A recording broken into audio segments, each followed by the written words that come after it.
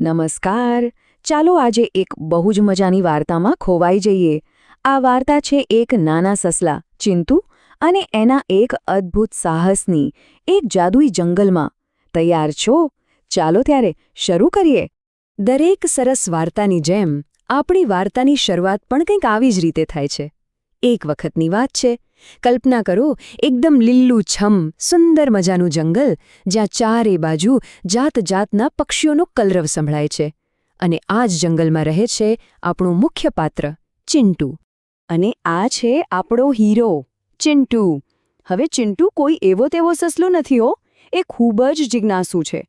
એના મનમાં એટલા બધા સવાલો ઉઠે છે કે શું વાત કરવી. પેલા પહાડની પાછળ શું હશે? નદી ક્યાંથી આવતી હશે? બસ એને બધું જ જાણવું છે.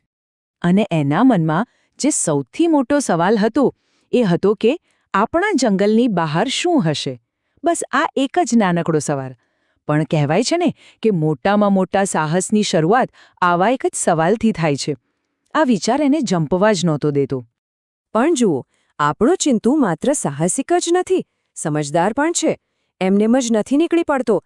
પહેલાં એ એની મમ્મી પાસે જાય છે, પરવાનગી લે છે અને પ્રોમિસ પણ કરે છે કે મમ્મી, ચિંતા ન કરતી, હું સાવચેત રહીશ અને સાંજ પડતા જ પાછો આવી જઈશ. અને બસ અહીંથી જ આપણી વાર્તામાં એક જાદુઈ વળાંક આવે છે. ચિંટુ જંગલમાં આગળ વધે છે અને ત્યાં એને એક કોયલ મળે છે, મધુર ગીત ગાતી. અને એ કોયલ શું કહે છે ખબર છે? ચિંટુ, આજે જંગલમાં જાદુ થયું છે. વિચારો તો ખરા, આ સાંભળીને ચિંટુના કાન કેવા સરવા થઈ ગયા હશે. જાદુ? કેવું જાદુ? સ્વાભાવિક છે, ચિંટુના મનમાં તરત જ આ સવાલ આવ્યો. અને સાચું કહું તો આપણા મનમાં પણ એ જ સવાલ ગુંજી રહ્યો છે, બરાબર ને? ચાલો જોઈએ કે આગળ શું થાય છે. અને પછી ચિંટુ જે જુએ છે એનાથી એની આંખો પહોળી થઈ જાય છે. સામે એક મોટું ઝાડ, અને એમાંથી જાણે પ્રકાશના ફુવારા છૂટી રહ્યા છે. અને એમાંથી નાના નાના રંગબેરંગી પક્ષીઓ ઉડી રહ્યા છે. શું અદ્ભુત દૃશ્ય હશે નહીં? હવે આવું કંઈક જુઓ એટલે થોડો ડર તો લાગે જ. ચિંટુ પણ થોડો ગભરાઈ જાય છે. પણ ત્યાં જ એ ઝાડમાંથી એક શાંત, દયાળુ અવાજ આવે છે. ચિંટુ, ડરીશ નહીં, હું એક જાદુઈ વૃક્ષ છું. તો ભાઈ, આ જાદુઈ વૃક્ષ ચિંટુને એક નાનકડું કામ સોંપે છે. કોઈ ભેટ જોઈએ તો કંઈક તો કરવું પડે ને. કામ બહુ સહેલું છે, પણ બહુ જ મહત્વનું. પહેલું, હિંમત રાખવાની. અને બીજું, કોઈ જરૂરિયાતમંદની મદદ કરવાની. અને જુઓ તો ખરા, વાત થતાની સાથે જ ચિંટુને પોતાનું કામ સાબિત કરવાનો મોકો મળી જાય છે. સામે જ એક નાનકડું હરણનું બચ્ચું બિચારું કાદવમાં ફસાઈ ગયું છે અને બહાર નીકળવા માટે તરફડી રહ્યું છે. હવે ચિંટુ શું કરશે? આપણો હીરો જરા પણ વાર નથી લગાડતો. એને ખબર છે કે એ એકલો આ નહીં કરી શકે. એટલે તરત જ બીજા પ્રાણીઓને બોલાવી લાવે છે અને બધા ભેગા મળીને હરણના બચ્ચાને સહી સલામત બહાર કાઢે છે. આને કહેવાય સાચી સમજદારી અને ટીમવર્ક. અને જેવું એ લોકો આ સારું કામ પૂરું કરે છે, પેલું જાદુઈ વૃક્ષ ફરીથી ચમકવા લાગે છે. અને ચિંટુ માટે એક ભેટ હાજર થાય છે. શું?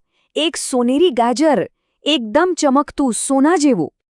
પણ આ ગાજર માત્ર ભેટ નથી, એની પાછળ એક મોટો સંદેશ છે. વૃક્ષ ચિંટુને સમજાવે છે કે આ ગાજર તેને હંમેશા યાદ કરાવશે કે દુનિયાનું સૌથી મોટું જાદુ તો હિંમત અને બીજાને મદદ કરવામાં જ છે. કેટલી મોટી વાત છે નહીં? બસ પછી તો શું? ચિંટુ ખુશ થતો થતો પોતાનું સોનેરી ગાજર લઈને ઘરે પાછો ફરે છે. અને જેવો ઘરે પહોંચે છે તરત જ એની મમ્મીને આખા દિવસની વાત માંડીને કહે છે, એકદમ ઉત્સાહથી. અને ચિંટુની મમ્મી પણ કેટલી સમજદાર છે. એ આખી વાત સાંભળીને ચિંટુને બહુ જ સરસ વાત કહે છે. બેટા, સાચું જાદુ તો બહાર ક્યાંય શોધવાની જરૂર નથી. એ તો આપણા સારા દિલમાં જ વસે છે. તો આખી વાર્તાનો સાર શું છે? સાર એટલો જ છે કે સાચો હીરો બનવા માટે કોઈ જાદુઈ શક્તિની જરૂર નથી. બસ થોડી હિંમત અને બીજાને મદદ કરવાનો સારો વિચાર જ કોઈને પણ સાચો હીરો બનાવી શકે છે. અને હવે જતા જતા એક સવાલ. જરા વિચારો, આપણી આસપાસ એવા કયા સાચા હીરો છે જે કદાચ સોનેરી ગાજર નથી જીતતા, પણ રોજ નાની નાની બાબતોમાં હિંમત અને દયાથી બીજાની મદદ કરે છે? આ સવાલ પર વિચાર કરતા રહેજો. ફરી મળીશું એક નવી વાર્તા સાથે. આભાર.